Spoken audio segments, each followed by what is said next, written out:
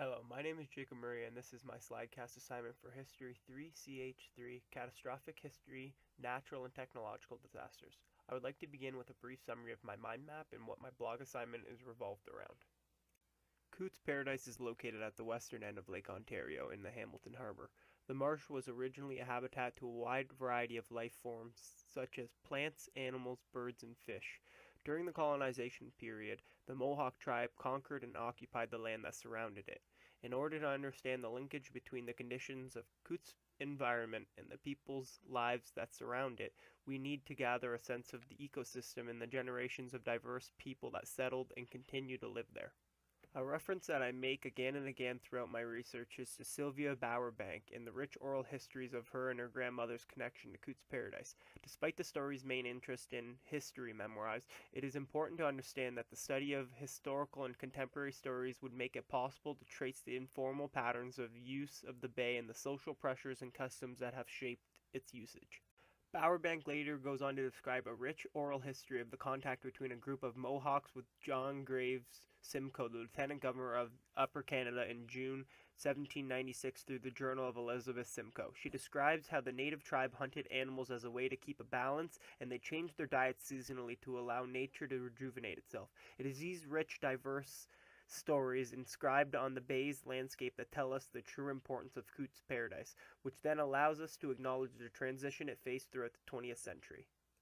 To transition from a pristine marsh and into a remote dead zone is something that Cootes Paradise went through. The habitat of this area began to decline due to water pollution, human overusage, and the introduction of the European carp. Plants, animals, fish, and birds were all affected in this region starting in the late 19th century. The invasion of foreign species is not the only thing that had a negative effect on the marsh. Storm water runoff and downstream erosion made its way into Cootes, which eventually placed it on the map as a dead zone by 1927. We must acknowledge that the human's hand is to blame when it comes to the ecology of Cootes and the marsh becoming a dead zone.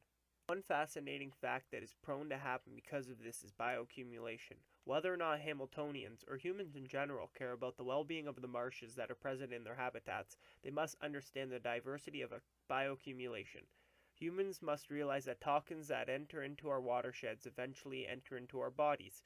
Humans may be at the top of the food chain, but that does not mean that these things do not affect us. Because of the realization that not only was Cootes Paradise deemed a dead zone and ultimately losing its recognition as a pristine marsh, but whether humans want to accept it or not, its condition ultimately affects us on a health basis. With little time to panic and point the finger as who to blame for this tragedy, the realization that Cootes must go from a dead zone to a pristine marsh was the goal for many in the Hamilton region. First off, we must acknowledge the Royal Botanical Gardens and the effort they placed in rehabilitating Cootes Paradise. By the 1990s, nearly the entire marsh's ecosystem had been lost, which left the lake very shallow and muddy with little diversity among living organisms. With a lot of local support and dedication through this organization, Project Paradise was implemented in 1990 to restore Cootes back into a sanctuary. In terms of projects, on May 28, 1996, the Fishway was introduced and opened. It is located at the outlet of Cootes, which is a short walk from Princess Point. Over the past 20 years, water clarity improved from 30 centimeters to 50. Submergent aquatic plants went from 0 hectares to 80. Native fish increased by sixfold and is now the home of over 200,000 wetland plants. In terms of restoration and rehabilitation, the stories that have unfolded in the past 20 years have made it possible to deem Cootes Paradise a pristine sanction once again. In terms of looking into the future of Cootes Paradise, we had to have looked into the history before anything can be dealt with. We must acknowledge that in order to understand the presence of the marsh, we must understand that it once stood on its own as a sanction that evidently became a dead zone because of human contact. Concerns I raised with the rehabilitation of Cootes is that human contact initially was at fault for the marsh becoming a dead zone in the first place.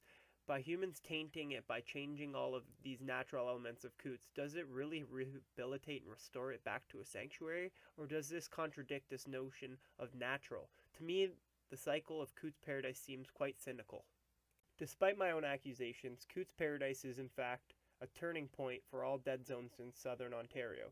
As I was doing my research at the beginning of this term, I simply wanted to research dead zones in a generalized sense. Finding out that this was not the objective of the course, I still realized that dead zones is a disaster that strikes not only Cootes Paradise, but many other lakes, rivers, streams, and bodies of waters across Ontario, Canada, North America, and ultimately the world.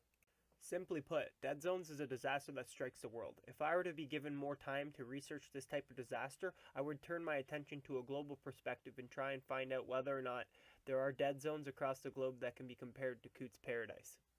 By comparing, I do not simply mean check off a list in terms of obvious connections, but rather look more into the history of Cootes and establish whether or not there lies a connection with European exploration, diaries that suggest similar encounters of native people and their environment, and find more oral histories that tell a story more complex and diverse than what the Discovery Channel can inform us.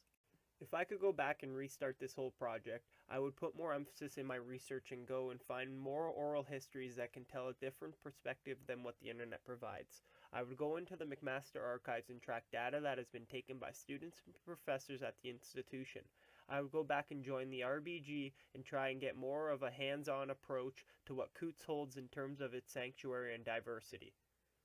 The last point that must be noted is that this project has opened my eyes in terms of the environment in which I live in. I do consider myself an environmentalist, and if it was not for this blog assignment and the option of me being able to research such a local narrative and history, I would not be drawn to such an emotional connection to the land that I call my backyard. I would like to conclude by thanking Dr. Egan and his outstanding teaching throughout this term. If it was not for him and the direction he pushed me to go on through this blog assignment, I would not have any knowledge on Cootes Paradise and its local history.